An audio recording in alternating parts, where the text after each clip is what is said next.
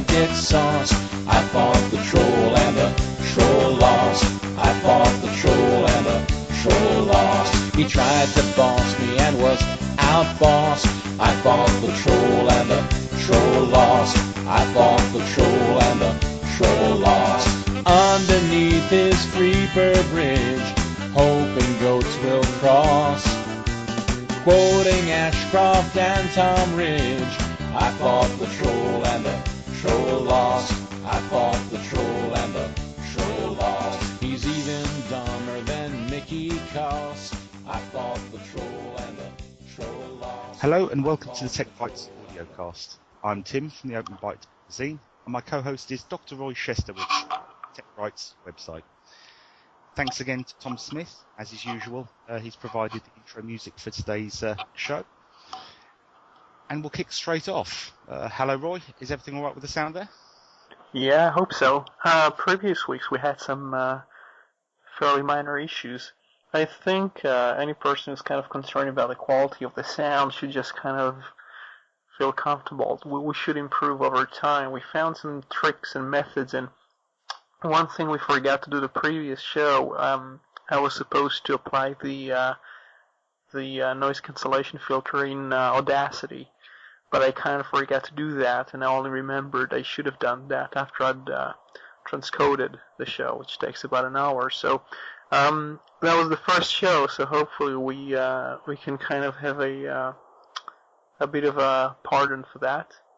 Well, I hope so. I mean, it's been one of those weeks for me, and this is the first time I've spoken to Roy over the phone since last Monday's audiocast. So I've been very busy at work, and I think now that my busy period's over, we can settle down and hopefully sort out all the issues that we've had with the audio and the format of the show as well, which hopefully should have some more structure with this episode. I'll say now we don't unfortunately have an interviewee or guest today. That's partially my fault, purely because we had so many things on in our own personal lives that organising a show is rather difficult. So I apologise. So you're going to be listening to me and Roy today for most of it. I think Roy's going to kick us off, and I'm hoping, Roy, you're going to be carrying the show because I'm still battling my lack of sleep. I have some topics I want to cover, and I'll hit onto those at the end of your items. But hopefully you're going to carry this, so I'll start off with you, Roy. Sure. What do you want to talk about today? I generally think it's been a pretty fantastic week for GNU/Linux, but I think some people would disagree with me. The main thing being debated at the moment, I think, is the whole Ubuntu taking its own way type thing. The first thing was the Unity interface. That was last month, and more recently there was the Wayland replacing X in one of the future Ubuntu releases, and that's been pretty major, a pretty major deal. I've just read a sarcastic type of post that talks about Ubuntu moving to DOS as the command line interface, just a sarcastic one.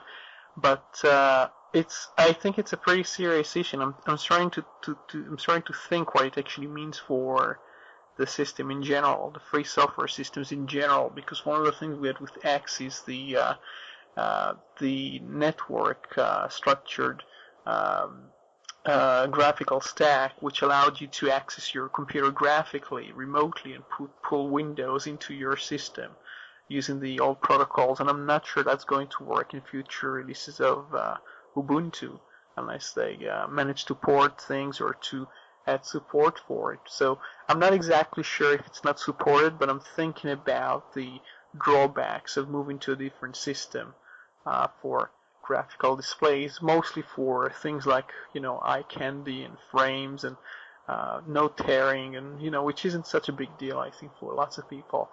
That it's a pretty major issue, but I want to ask you, Tim, do you think we should talk about these issues? Because I know lots of sites discuss these things, and when I see these posts, I just kind of get a bit tired because I know the news, but I just see the same bickering over and over again. Yeah, I mean, at the moment, there's a lot of questions that we don't know the answer to. I mean, this for me certainly was quite new news. I think it was last Thursday, Friday, going back in my fuzzed memory at the moment.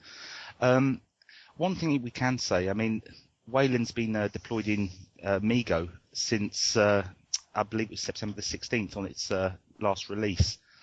I'm looking at the Phoronix sort of initial tests of Wayland, and it seems pretty favourable. I certainly haven't had any experience with Wayland or really read much on it.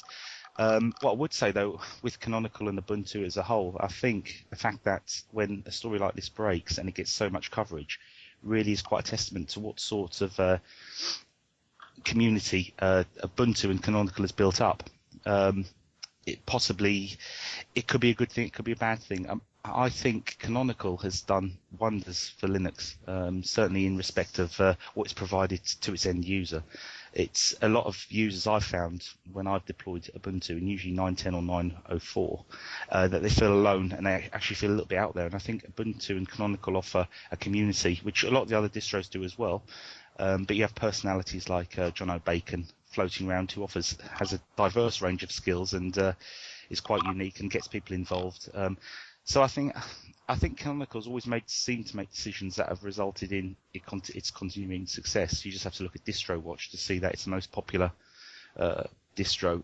So I'm gonna hold my breath on that one. I agree with you on these points. I used to be kind of characterized by some people as a person who's very much opposing Ubuntu for whatever reason, but it's just not true. I don't think we are the right people if you want to see any Ubuntu bashing in general. You probably, I know quite a few shows that do that and kind of have a bit of an obsession with that, but no, I generally think it's a positive thing for free software. It has. Sorry. Yeah, and I think with Ubuntu, what the danger is becoming, as I see it, you have, and this is, I don't want to offend anybody, so I'm not going to mention any specific distros, but you have about 10 distros now which all offer very good user friendliness and new user support. And I think Canonical's decision to take Ubuntu in a slightly different direction adds to its uniqueness and gives it something different to offer its user base. I've always been a supporter of Ubuntu. I've always loved it, and I've never had any problems with it. So that's my view on that. The concern. One thing I was going to say before is you talk about Nokia and Intel using Wayland, but you have to remember they deal with a different class, a different type of device, and a different form factor as well. So you probably aren't looking for the phone that's going to allow you to do import of X server, or to actually import Windows. You probably don't need the 3D graphics quite as much, and you don't have to boot the computers quite as frequently. It's a whole different kind of range, because you have to remember Linux is a very diverse, it's been used in quite a diverse range of platforms. So you talk about phones and you're talking about supercomputers, especially when you talk about anything except the desktop. Linux is doing exceptionally well. So embedded platforms and phones and supercomputers, Linux is increasingly dominating these areas. Now, when we started the show, I was just about to say it's been a fantastic week, but then I kind of veered off and went into the negative things for whatever reason. Not sure why. It's not a good way to start a show, but one of the main event, I think the main bits of news from this week was the not Mac OS 10, but Surf 10 being discontinued, which is a very polite way of saying basically Apple is dumping its entire effort trying to get into the server room, which leaves lots of space for Linux now to gain mostly against Microsoft. You could think of Apple as a form of Unix or a good brand of Unix or something trying to compete in the server room. And one of the expansion areas of Linux is in the server, so that's quite good news. And the other thing is, if you even look at things like Microsoft's phone or Microsoft's web efforts to expand online, that's been collapsing with now with Silverlight being cancelled.